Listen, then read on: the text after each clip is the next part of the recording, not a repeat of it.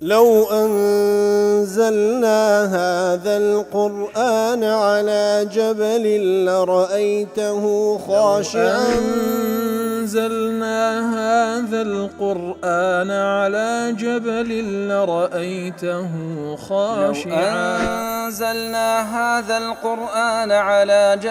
لرأيته خاشعا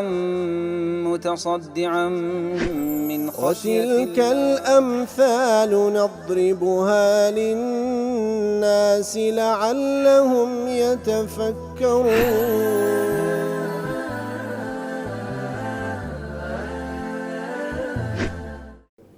الحمد لله والصلاة والسلام على رسول الله وعلى آله وصحبه ومن والاه.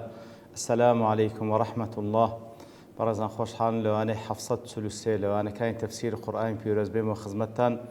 وان بس رزامن رب العالمين وهي وادان اوي ازي السودي لور بقرن.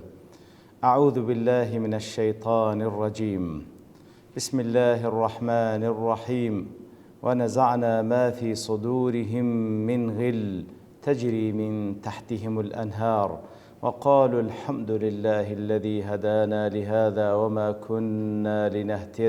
وما كنا لنهتدي لولا أن هدانا الله لقد جاءت رسل ربنا بالحق ونودوا أن تلكم الجنة أورثتموها بما كنتم تعملون.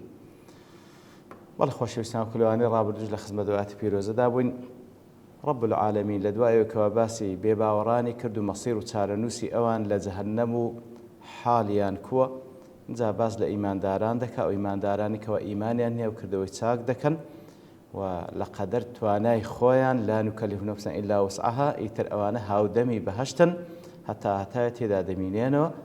ونزعنا ما في صدورهم من غل أوي غل حقدو أوي حسادة أو ضلوا درونيان دەری دەینین کەوەکو باسمان کلوانی ڕابردوو ئەوەش بەمانای ئەوەی دەی کاتێکەوە دڵێک کاتێکەوە سینگێک پاک بێتەوە لە غیل و لە حقد و لە حەسادەت بەتەئکید ئەو پەڕی بەختەوە دەبی. تەجری من تحتهم الأنهار ئیتر لەژێر دارەکانیان و لەژێر قەسرەکانیان ڕووبار دەڕوە. وقالوا الحمد لله الذي هدانا لهذا ئیتر دەڵێن الحمد لله كأيمي هداية دالبو أو رجاي كأيمي جاند أو بهشتا وما كنا لنهتدي لولا أن هدانا الله. بالتأكيد إيما بهنري خومن بعقلي خومن بتجربي خومن أو رجاي من نددي تو مجر خوا هداية داين. لقد جاء رسل ربنا بالحق بلام توكيد قسم بقدي تحقيق پیغمبراني پروردگار من بحق هاتن صلاة والسلام خير يقول لهم وان بي إنزا ونودوا بانك ذكرين ونودوا أن تلكم الجنة أورثتموها بما كنتم تعملون إتر بانك ذكرين أو بهشتا بدستان هنا بسبب كرد وكانتا لا تفسير سعد ضلي ونودوا بانك ذكرين تهنئة لهم وإكراما وتحية واحتراما بانك ذكرين لبو وكو بيروز باي ليان وكو ريز لينان ليان وكو سلاو ليكردنو تقدير الريز واحترام لبويان بيان دا قتري أن تلكم الجنة أورثتموها بما كنتم تعملون أي أعطيتموها بسبب أعمالك في الدنيا كواتا بسببي كردوا كانتان لدنيا أو بهاشتتان في بخشرايا زالير دفرمي أورثتموها لميراث هاته فالميراث مجاز على الإعطاء كواتا بيتان بخشرا أو جاء لفظ ميراث بكان درا تجوز به عنه إشارة إلى أن السبب فيه ليس موجبا كواتا كاتي كوا لزيات أعطيتموها أورثتموها لرهاتيا كلمة ميراث بكار هاتيا تاوكو تيما بقيني إشارة البويكوا أو بكار رنزو بمانديبوني خوتاني بلكو وكو ميراث ببي كسبي خوتان بدستان هنا ببي كسبي خوتان كان هل وكو كو مسألة ميراث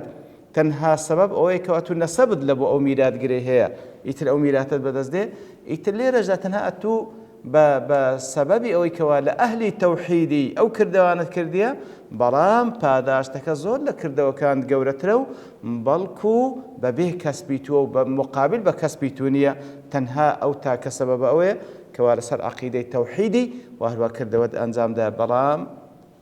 بەهەشتەکە و پاداشتەکان زۆر زۆر زیاترن لە کار و کردەوەکانی تو. ئیتر وەکو لە صحیحەیندا هاتیە پێغەمبەر صلی الله علیه و سلم دەفەرمی کە لەیس ئەحەد منکم یونجیه عەمەلوه، هیچ یەک لەنگۆ ئەوە نییە کە کردەوەکەی خۆی نەجاتی بدا لە جەهەنەم بباتە بەهەشت. قالوا ولا أنت حتى أتوا يا رسول الله، قال ولا أنا حتى أمنيش إلا أن يتغمدني الله بمغفرة ورحمة، بەڵێ هەتا ئەمنیش مەگەر خوا سبحانه وتعالى دام پۆشی بەلێ خۆش بوون و بە ڕەحمەتی خۆی. ابن عون دەڵێ إشارة بەدەستا و أشار على رأسه ولا أنا، ئیتر لەو ڕوایەتەدا دەفەرمی پێغەمبەر صلی الله علیه و سلم سەری هەژاند و فەرمووی هەتا ئەمنیش إلا أن يتغمدني الله منه بمغفرة ورحمة، وكل رواياتي إمام مسلم هاتية. ئیتر دیارە لێرەدا وەکو وتمان کە مەسەلەی بەهەشت لەگەڵ کار و کردەوەکان هیچ کەسێک بەبێ کار و کردەوە ناستە بەهەشتێ، بە تایبەتی ئەگەر ئەهلی تەوحید نەبی مستەحیلە حرامە چوونە بەهەشت لە بۆ غەیری ئەهلی تەوحید. کەواتە کاتێک کە دەڵێن ئەهلی تەوحید لەسەر عەقیدەی یەکتاپەرستیە بە تەئکید لە پێداویستیەکانی عەقیدەی یەکتاپەرستی ئەو کار و کردەوانەی کەوا پێویستە ئەنجامی بدە. کەواتە دەبێ ئەهلی تەوحید بی، ئیماندار بی، عەمەلی ساڵحی هەبی، بەڵام بەهەشتەکە زۆر زۆر لە کردەوەکانی وی بەرزترە، لێ وەکو میرات پێی دەبەخشرێتن، نەک وەکو مقابل بە کەسب و بە کار و کردەوەکە، بەڵام کەسب و کار و کردەوەکە تەنها سەبەبە، ئیتر بەخشەکەی زۆر زۆر لە سەبەبەکەی گەورەترە. و لە مەعارج و تەفەکر دەڵێ کاتێکەوە میرات بەکارهێنرا عینی باز لەو خاڵی یەکەم دەکات، لە خاڵی دووەمیش دەڵێ کەواتە میرات وەکو وتمە بۆ اعتبار لێ میرات بەکارهێنێ، بەڵام دەڵێ حکمەتش کە شتێدا ئەوش ئەوەیە ئەن ئەهل الجنة يرثون فيها المنازل التي كانت معدة للكافرين لو أنهم كانوا قد آمنوا وأسلموا في رحلة امتحانهم. كواتا بو معناش ميرات بكان لا لبرأوي أهلي بهش كدسنا باش هم جيغاي خوانو هم أو جيغاي لبو كسيشي كافر داندرابو لبهشتي أقر بيتو إيماني بهنا بعدستا دستو بهشتي بلام كك إيماني نهيناو بوا أهل جهنم حتى تادم أو جيغاي كافران كدمينيتو هل عين دبت ميرات لبو إيمان داران. هذا كله حديثي كبيان صلى الله عليه وسلم دفرمي كابن ماجه روايات كريم أبي هريرة جرته دفرمي بيان صلى الله عليه وسلم فرموي ما منكم من أحد إلا له منزلان، منزل في الجنة ومنزل في النار. هر يقلنقو دو زيقاي له آماد كرات، زيقاق لبهشت زيقاق لآقر، فإذا مات فدخل النار كاتك وكسك لسر كفر دمري دست جهنم وهتاتا دمينيتو ورث أهل الجنة منزله. إتر أو كسك ودبت أهل جهنم جيغا كيوي لبهشت دبت ميراد لبو أهلي بهشت. إذا أو آتي فرمو وأولئك هم الوارثون الذين يرثون الفردوس وهم فيها خالدون. إتر أو آتي لا سورة المؤمن عيني باز لميراد دكاتن كوا أهل بهش ميراد دقرن ميراد تشي دقرن أواني كوا أهل جهنم نونان بهشت جيغا كان أوانج دمينيتو بميراد لبو إيمان داران. هل سروا آتاش إمام مسلم حديث شنايتو كأبي سعيد وأبي هريرة خواي يقول له شان رازي بدجيرنا كوا بيغمر صلى الله عليه وسلم دفرمي وينادي مناد إتلا خوشكاني بهشت دجيرتو بيغمر صلى الله عليه وسلم دفرمي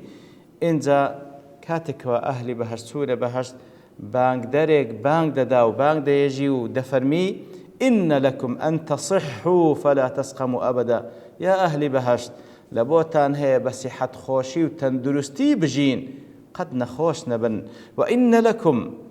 أن تحيوا فلا تموتوا أبدا. وهو لبوتان هي كوابر دوام بجين بهيج شويق نمرن، وإن لكم أن تشبوا فلا تهرموا أبدا. ولبوتان هي هربا جنزيتي بمينانو بهيش بير نبن، وإن لكم أن تنعموا فلا تبأسوا أبدا. وهروها لبوتان هي كوا هل ناز ونعمدا بجيان بهيش بأسنا خوشين نبينا أو جاء في صلى الله عليه وسلم فرمي فذلك قوله عز وجل ونودوا أن تلكم الجنة أورثتموها بما كنتم تعملون. أو جاء بيان دقوتريت أو زد فرمي أو آتي خواي قوريك وبيان دقوتري كوا أو بهشت بميراد لبوتان ماوە بسبب أو كارو كردواني كوا دتان كرد. لا تفسير سعد دلي قال بعض السلف يكيق لبياواني سلف دلين أهل الجنة نجوا من النار بعفو الله كواتا أهل بهشت بسنة ذاتي أنبول آقر بعفو خواي قورا وأدخلوا الجنة برحمة الله دبردرين بهشت برحمة پروردگار واقتسموا المنازل وورثوها بالأعمال الصالحة وهروها إنزا مالكاني بهشتيان لنيوان دا توزيع دكري وري دقرن بسبب كردو تساكانيان وهي من رحمته يتر أو كردو تساكانش ككريت هل برحمته خواهي قول وتوفيق خواهي قولا بدستيان كوتي بل من أعلى أنواع رحمته والكو برسترين زور كان رحمة خواهي قولسيا كموفق يعني كلو كارو كردو بكنو إنزا لا يعني قبول كرد زالات دوات الخواهي سبحانه وتعالى لباس كردني ديمنكاني روج دوائي دفرمي ونادى أصحاب الجنة أصحاب النار أن قد وجدنا ما وعدنا ربنا حقا فهل وجدتم ما وعد ربكم حقا قالوا نعم فأذن مؤذن بينهم اللعنة الله على الظالمين. ولو زاد فرمي ونادى أصحاب الجنة أصحاب النار وتأوانك وأهل بهشتن ياراني بهشتن بانجي أو كسان دكن كوا أهل جهنم ياراني جهنم خأفنا من دا أهل بهش بأهل جهنم دلن أن قد وجدنا ما وعدنا ربنا حقا وتأيما أويك أخوا وعدي بيدا بوين هموي حق درسو وعد كان بتواتي استادي بينين فهل وجدتم ما وعد ربكم حقا يتر أو وعدي بنجوش درابو للام پروردگارو أوش حق بو قالوا نعم آنج دلن بله فأذن مؤذن بينهم يتر بانج بيجيك لنيوانيان دا بانج داو دله اللعنة الله على الظالمين لعنتي خوال ظالمان. ونادى أصحاب الجنة أصحاب النار لتفسير سعدي دله يقول تعالى لما ذكر استقرار كل من الفريقين في الدارين كواتا لدواء وكوا أهلي بهشت نشتزيد بالله بهشت أهلي آجر نشتزيد من لآجر ووجدوا ما أخبرت به الرسل ونطقت به الكتب من الثواب والعقاب يتربى تساوي خوان دبين أو كوا بيغمبران عليه الصلاة والسلام خبرياني بيدابو أو كوا كتاب كان إخوا باسي كرد لبويان لباداشت لسزا تساوي خوان دبين أو جاء أن أهل الجنة نادوا أصحاب النار جاء أهلي بهشت بانجي أهلي آجر دكن بأن قالوا توبيخا وتحسيرا لهم يتر أو بانجي عندكن أو برسالان لذكن لبوتيا لبوي زياتر سركونان بكنوان لبكن زياتر حصلت بتشيشن لا معرفش تفكر ضلي هذه الصورة التي جاءت بأسلوب حكاية أمر مضى يتر أو ديمانيك أخوي يقول لهم عند جاريته وبالشوازك ونادى أصحاب الجنة أصحاب النار بس صيغي ماضي ورابردو دجرتوا أو ديمنا كبو الشيوي لبو من دجرتوا مما سوف يتحقق في الآخر. طبعا هو أو حدثك كوالا روج قيامت ديت دي اللهم خوي يقول بس صيغي ماضي دجرتوا تفرمي لتأكيد أنه لابد أن يتحقق حتما لبرتسي برابردو دجرتو كيشتروين دا تاكو تأكيد بكاتل بركوا شكو قمانين يا حتما أو شتا رودة داو ديبينين سورة تعرض لقطة من لقطات مشاهد يوم الحشر بعد الحساب وفصل القضاء كواتا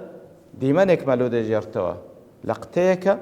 لا ديمانكان روج حشر لدواي حساب لدواي كواخوي القضاوة لنوان بندكاني كرديا بالنسبة إلى أهل الجنة وأهل النار الخالدين فيها يتر أو ديمانا تيدا باز لأهل بهشتو أهل جهنم أوانك وهتهتاد منينوا وهم في انتظار توجيه أهل الجنة لدخول الجنة وتوجيه أهل النار لدخول النار كواتە لە تەفسیری سعدی و تەفسیرەکان وا باز دەکەنکەوە لە دوای ئیستقرار نیشتەجێبوونی ئەهلی بەهەشت و ئەهلی جەهەنەم ئەو حیوارە ڕوودا بەڵام لە مەعارج تەفەکر دەڵێن نا هەشتا لە ساحەی مەحشەرن بەڵام فەصل القەضا لە نێوانیان کرا ئەهلی بەهەشت لەلایەکن ئەهلی جەهەنەم لەلایەک چاوەڕێنە هەر یەک لەوانە ئەهلی بەهەشت بچنە بەهەشت و ئەهلی جەهەنەمیش بچنە جەهەنەم ئەو حیوارە ڕوودەدا ئەو جا هەر لە درێژەی قسەکانیدا دەڵێ لە مەعارج تەفەکر ئەمما ئەصحاب الجەنە ياراني بهج لتشين فمجموعون في جهة من أرض المحشر لجهتك لساحي محشر أوان كوكرينو هي جهة اليمين لا راستي بابرين زوي محشر كوكرينو وحين تزلف الجنة للمتقين لو كاتيك ولا راستنو بهشت لين ذكريتوا بلام أهلي آجر أوان لا يتسبي ساحي محشر كوكرينو لو جهتيك